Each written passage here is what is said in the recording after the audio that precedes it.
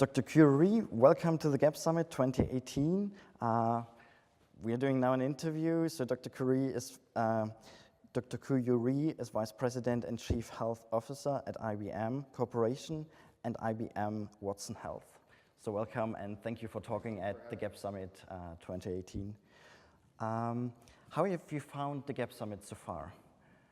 I've found the GapSummit extraordinarily useful and important, and it's great to connect with so many thought leaders as well as young students and early stage people in their careers, thinking about the opportunity that we have to transform healthcare and life sciences. How will initiatives such as Global Biotech Revolution and the GapSummit, with a strong focus on international, intergenerational, early career interaction, shape the biotech industry in the decades to come? So I always think diversity is essential, and what I love about the GapSummit is you've got a diverse mix of very smart people early in their career and potentially middle and later stages of their career, talking about the same issues that have been challenging us in healthcare and life sciences and thinking about the future of how we can address those issues. So as we think about a global community and the world being small and the world being flat, initiatives like the GapSummit play an important role in catalyzing that diversity and that creativity to address those challenges. So why is it important that leaders of tomorrow interact with the leaders of today? It's essential because, frankly, the leaders of today need help. They need help from the leaders of tomorrow, and vice versa. I hope that the leaders of tomorrow can learn from the leaders of today. So if we're going to build this future together, we've got to work together. I'm very proud, for example, at IBM, over 50% of our workforce is less than 5 years in terms of their career. And at IBM, we see ways in which the leaders, who have more experience compared to the leaders with less experience can work together to solve these challenges.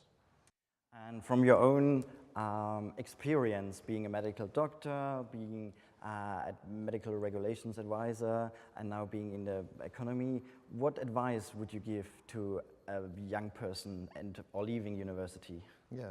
So the advice I give to young people is they have to seriously consider opportunities and diverse opportunities early in their career.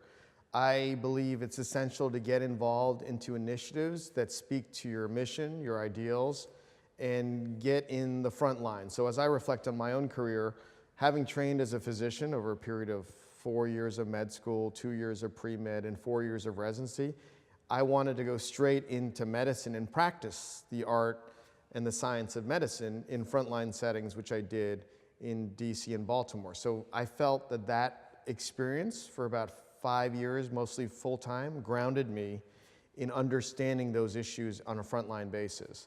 And then as I had increasing opportunities at a national level and a global level, I still go back to those experiences as a big part of how I think about the issues that I'm trying to address now.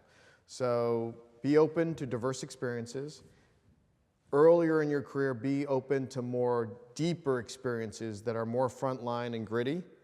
And then recognize that over time, while your technical skills were essential earlier in your career, your conceptual skills and your interpersonal skills play a very important role, and you need to continue to develop them. So what are the most significant emerging trends in digital health which the leaders of tomorrow will encounter in their careers? So I think one of the most important issues in digital health is related to how we can translate all these systems of record that are now in these different databases, and how we can apply an AI or machine learning or technology to translate those systems of records into systems of insights. I think another key component is the bridging of trust across different data silos.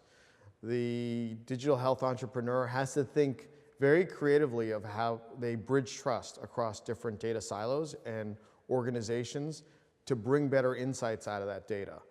So those are the two key pieces. What is the potential impact of artificial intelligence in the field of biotech? AI has the potential to transform this industry. We've seen it be applied now to other industries, retail, banking.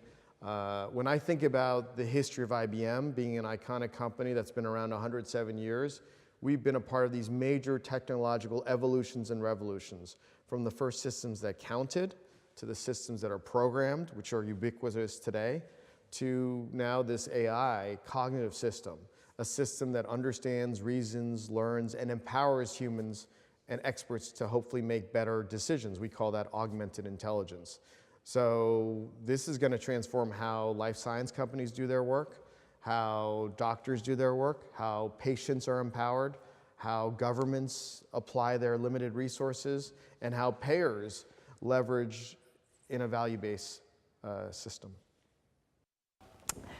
So do you think that the healthcare system, and I mean the diagnostic side of it, can it be described as a decision-making process that can be automated in the future? So when we think about the healthcare system and the role of diagnostics, we think about the role of AI in supporting a healthcare professional in making a diagnosis. Ultimately, it's the human that makes a diagnosis, but diagnostics can play a role, and AI and machine learning can play a role in providing those insights out of a broad range of data sets, whether it's journals, it's textbooks, it's biometrics, it's lab data, it's imaging data, and providing that information so that the clinician, typically a doctor, can make that diagnosis. So this is GapSummit 2018, and the generation of my parents know IBM as a computer manufacturer. Do you see companies as Apple, as IBM in the future more as a company that is a trust broker for data, where you have to convince people to trust artificial intelligence support? Yeah, so I do view IBM as an important trust broker of data, analytics, and insights. And so the history of IBM has had areas like computers, where we created computers that are these program systems that played an important role for what we have today. But as we evolve in terms of where IBM is and where it's going, it is about a company that delivers insights, that translates all this extraordinary data that's now digitized in formats that can be read by a system like Watson, both the structured and unstructured data, and deliver insights to a key expert or stakeholder, whether it's a doctor, a pharmacist, a nurse, a patient, a payer, a government official. And so we're very excited about the potential of this technology and how it's being applied and how it's impacting real lives. Thank you a lot for the interview.